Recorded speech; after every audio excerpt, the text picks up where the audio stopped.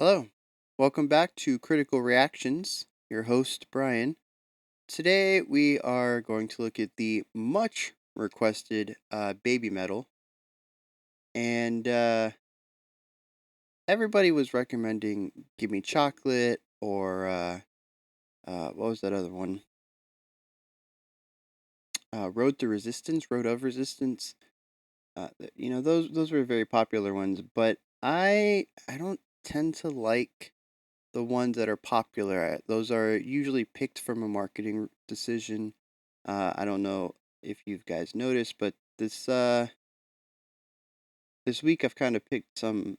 I've picked the bands y'all have requested, but not necessarily the songs that have been requested. And that's just because the ones that get music videos, the ones that get tons of views, tend to be the ones that get requested, and I don't think those are always indicative of what the band has to offer. Those are usually the ones that are going to match the image of the band best, or is going to be the most commercially viable off of their album. So when I came to Babymetal, I found out they just put out a new album, but I didn't really want to pick something off the new one because, again, everybody's been requesting stuff off the first album. But I really have no context to pick songs from. So I ended up doing what anyone looking for pure randomness would do, and I created a random number generator and decided to pick a song based on album and track numbers. And we ended up going with album 2, track 11, which is called Tales of the Destinies. And so let's get into this. I was on the wiki page trying to find out how many albums they have and how many tracks they need for the number generator. So I came across a little bit of information. I see that they're like a mashing of metal and J-pop. So I'm kind of and I know they're female fronted. Uh, and they got the metal stuff behind. So we're gonna go into that and see what this Babymetal is. Y'all requested this a ton. I was told various times that I could not do a J Metal week without Babymetal. So I got some high hopes for this. Let's see what we got here.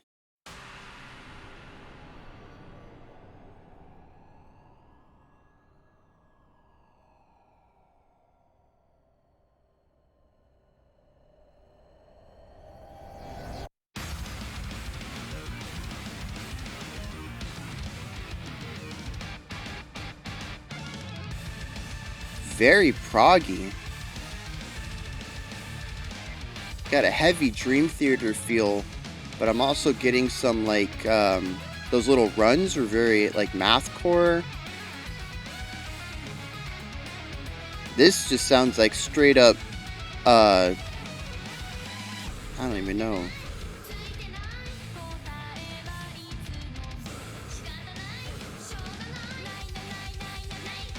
Alright, we got a lot of time signature swapping around here.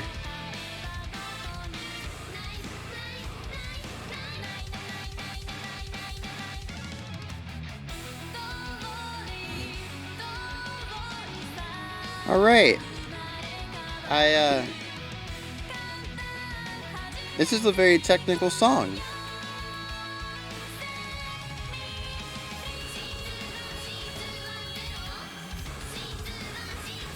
Nice triplet feel going on here. That was clean. Alright, now we got like a little poppier thing going on. I mean, the drums are still going at it, but vocally this is a lot closer to pop.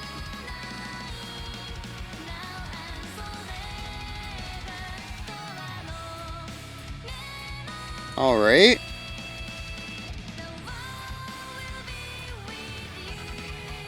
It's interesting, we slow it down for a bar or two, then bring it back up.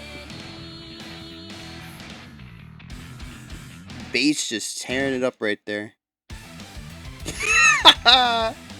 Oh man, this is fantastic. We got like a synth going on for a little bit.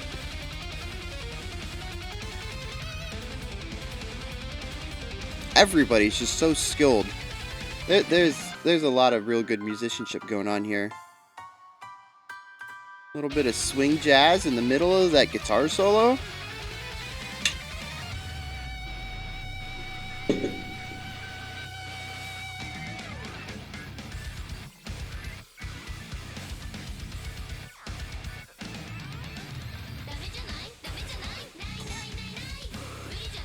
Excellent choreography between the singing rhythm and the drum, just lining up real nice there.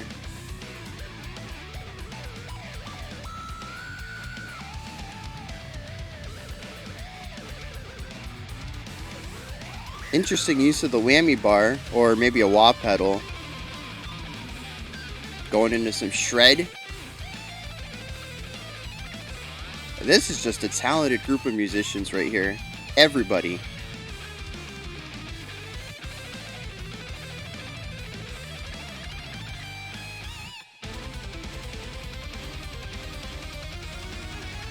I would love to see the sheet music for this, just to see all the tab signature switches, the tempo changes. And then after I racked my brain over that, I'd have to talk to whoever composed this and figure out what they were thinking when they did this, because this is beautiful.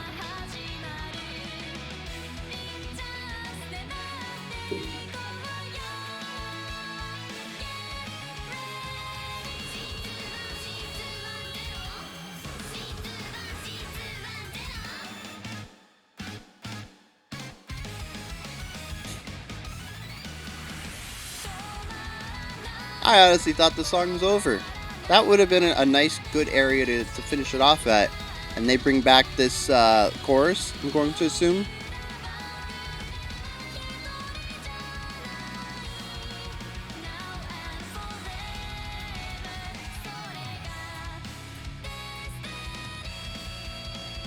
I love this part. Slow it down for 2 bars, bring it back up for 2 bars, and just keep alternating that. And the thing is, it doesn't sound out of place. It sounds natural somehow.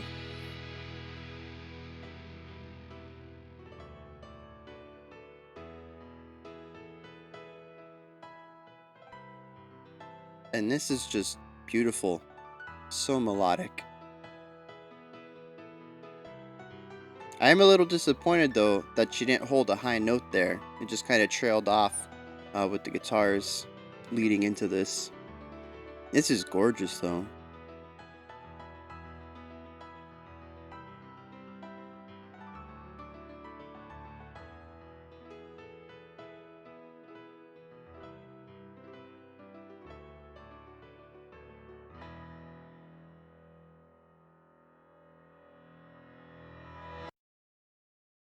Oh, I don't know if that goes into the next song or if that's just how they wanted to end it so abruptly.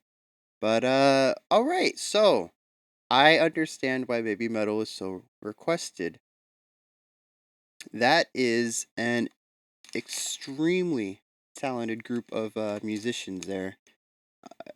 Assuming they compose their own music, I don't know how that works. I don't think J-pop artists compose their music, just like I'm pretty sure Western pop stars, for the most part, don't compose their own. Um, we have producers who do that, so I don't know how that works over there. I don't know how it works in the context of Babymetal. I don't know if it's a manufactured group or if it's an actual a band like Bandmade or Deering Gray or any other guys we've listened to where they operate entirely on their own. I'm not really sure how this works, but whoever composes, uh, they have a mind for writing prog music. This is,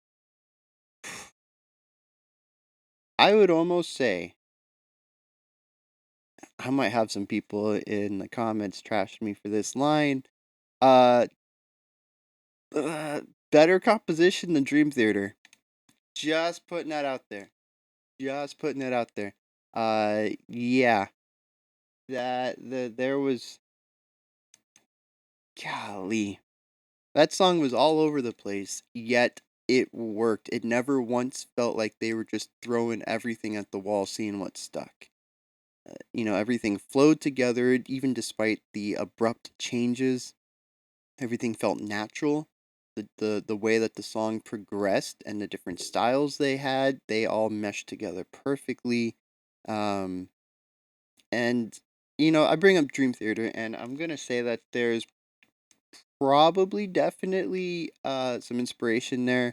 The opening was very Dream Theatery, even down to the guitar tone and the chord progressions that they use, the sounds, the textures, very Dream Theatery. And then you had those dissonant runs, and I brought up Mathcore, and to me it had a very number 12 looks like you feel to it. They used a lot of those almost non chordal runs. I don't know what you would call that. Actually, I do know. I just can't think of it.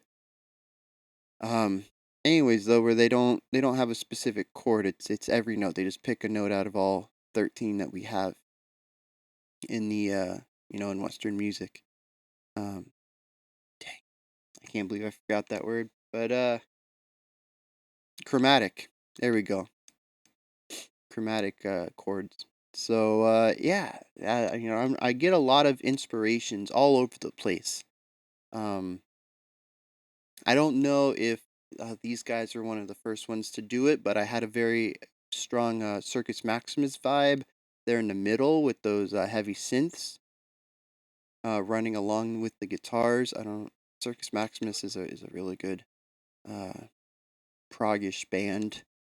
I don't know if y'all have heard of them, but yeah, I mean, there's just everything. If it's proggy, if it's progressive in any sort, if it's different or unusual or thinking style of music, they threw it in there. We had my favorite part, of course, all those little short notes surrounded by silence and all instruments. Beautiful syncopation on those. They don't really come out of nowhere. You can kind of feel them coming on, especially after the first one. The first one is kind of out of nowhere, but everybody just playing, very clean, perfectly. And I mentioned a couple of well, I mentioned that one time, but it happened a few times where the rhythm of the guitars or the rhythm of the singing matched up perfectly with the drums, and it was just this clean rhythmic cohesion. Ah, everything in that song was right up my alley. I really hope the rest of their stuff is like that. But I read in their wiki while I was trying to figure out which song to do, that they encompass a lot of styles. So I'm interested to see what else they might bring to the table. I don't know how many other of their songs are proggy like this, or what other styles they incorporate. It was really cool to take a prog song like that and then have a much simpler. I don't want to say simpler because the composition was still interesting, but more familiar chorus with that the pop line with the vocals. A lot easier to recognize. I'm pretty sure it went back to 4/4 when they were doing that. Um, Nothing really dissonant. It was I mean it was still like a pop rock. The guitars were still pretty heavy, but they went back to familiar chord progressions. They went back to familiar note runs, note patterns for the singing. So it merged so many cool things into something that I did not think could ever be merged. I mean, that was pop prog, and I don't think you can get very much more separate on the genre line.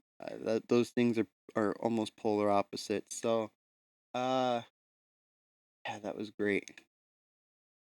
Hit me up with more baby metal recommendations. I'm tempted now to do "Gimme Chocolate" and "Road to Resistance" and their singles now that I've seen this. This has me excited. Yeah, this has me excited. I'm not even gonna lie. So hit me up with more recommendations.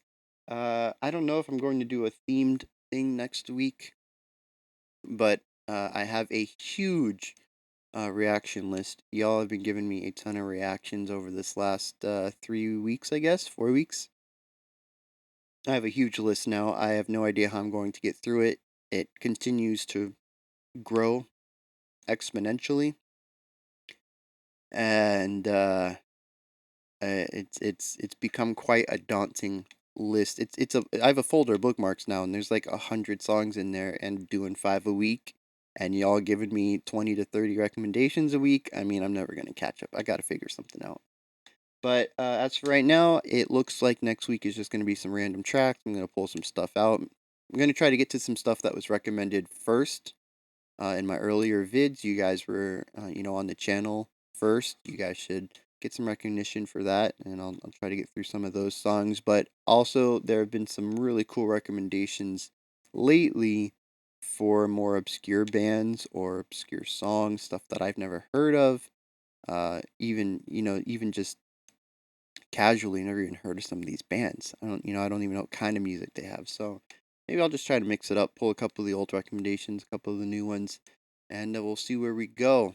But that leads us to the weekend. You'll have a fantastic one. I will be back Monday at 11:30 a.m. like I always am. See you next time.